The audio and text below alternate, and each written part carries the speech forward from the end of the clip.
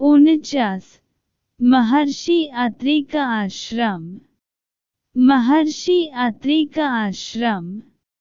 जब भरत चित्रकूट से वापस अयोध्या लौट गए तो राम ने लक्ष्मण से कहा, हे सौमित्र, मतयन वापस चली गई, इसलिए मेरा हृदय उदास तथा उद्विग्न हो गया है। इस स्थान के साथ उन सब की स्मृति जुड़ गई है। मुझे बारंबार उनकी स्मृति सताने लगी है। अतः मेरा विचार है कि अब हम इस स्थान का परित्याग कर दें और अन्यत्र कहीं जाकर निवास करें। इस प्रकार सीता और लक्ष्मण से अपने विचार का समर्थन प्राप्त करके उन्होंने चित्रकूट का परित्याग कर दिया और वहां से चल पड़े। चलते चलते वे महर्षि अत्रि के आश्रम में जा पहुँचे। उन्होंने परम तपस्वी वृद्ध महर्षि को प्रणाम किया तथा अपना परिचय दिया। महर्षि अत्रि ने उनका स्नेहपूर्वक स्वागत किया। फिर महर्षि अत्रि ने अपनी वृद्ध पत्नी अनुसूया को मिथिला नरेश की राजकुमारी तथा अयोध्या की ज्येष्ठ पुत्रवधू सीता से परिचय करवाया तथा उनका यथोचित सत्कार करने के लिए कहा। इस पर राम ने भी सीता से कहा, सीते, मात के समान स्नेहमयी अनुसूया देवी के चरण स्पर्श करो। सीता ने अनुसूया के चरण स्पर्श किए और उनसे आशीर्वाद प्राप्त किया। अनुसूया बोली, सीता, तुमने राजप्रसाद के ऐश्वर्य का परित्याग कर अपने पति के साथ वन में, जहां पर भांति भांति के कष्टों को झेलना पड़ता है, रहने का जो निश्चय किया है, वह तुम्हारा महान त्याग है। मैं तुम्हारे त्याग से अत्यंत प्रसन्न हूँ। तुमने तीनों लोकों में नारी के पतिव्रत धर्म की महिमा को महिमामंडित कर दिया है। हे सुभगे, जो अपने पति के गुण अवगुणों का विचार किए बिना उसे ईश्वर के समान सम्मान देती है और प्रत्येक दुख सुख में उसका अनुसरण करती है, उस स्त्री के चरणों पर स्वर्ग स्वयं न्योछावर हो जाता है। पति चाहे कितना ही कुरूप, दुश्चरित, क्रोधी और निर्धन क्यों न हो, वह पत्नी के लिए सदैव श्रद्धेय है। उसके जैसा कोई दूसरा संबंध नहीं होता। पति की सच्ची सेवा ही स्वर्ग का मार्ग प्रशस्त करती है।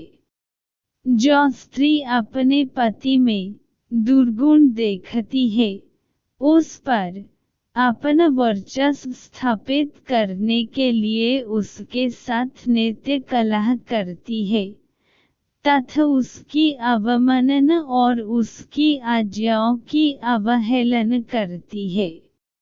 उसे इस लोक में अपयश तो मिलता ही है, पर मृत्यु के पश्चात नरक को भी जाती है। तुम स्वयं समस्त शास्त्रों को जानने वाली हो तथा अपने पति की अनुगामिनी हो, अतः तुम्हें तो किसी प्रकार की शिक्षा देने की आवश्यकता ही नहीं है। तुमने अपने कर्तव्य पालन करके तीनों लोकों में कीर्ति प्राप्त की है। मेरा आशीर्वाद है कि तुम्हारी बुद्धि सदा इसी प्रकार निर्मल बनी रहे। देवी अनुसूया के इन उपदेशों को सुनकर सीता बोली, हे आर्य, आपके उपदेश मेरे लिए अत्यंत महत्वपूर्ण है। मेरी माता और सास ने भी मुझे यही शिक्षा दी है कि पति स्त्री का गुरु, देवता और सर्वस्व होता है। अब आपके द्वारा दी गई शिक्षा को भी मैंने हृदयंगम कर लिया है।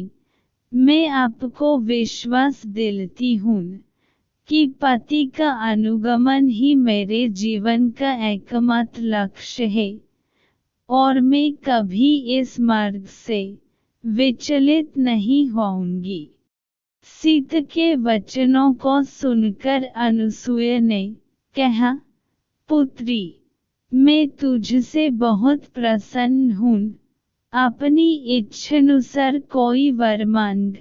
मैं वनवासिनी अवश्य हूँ, किंतु देवी शक्ति से किसी भी मानव की मनोकामना पूर्ण करने में समर्थ भी हूँ।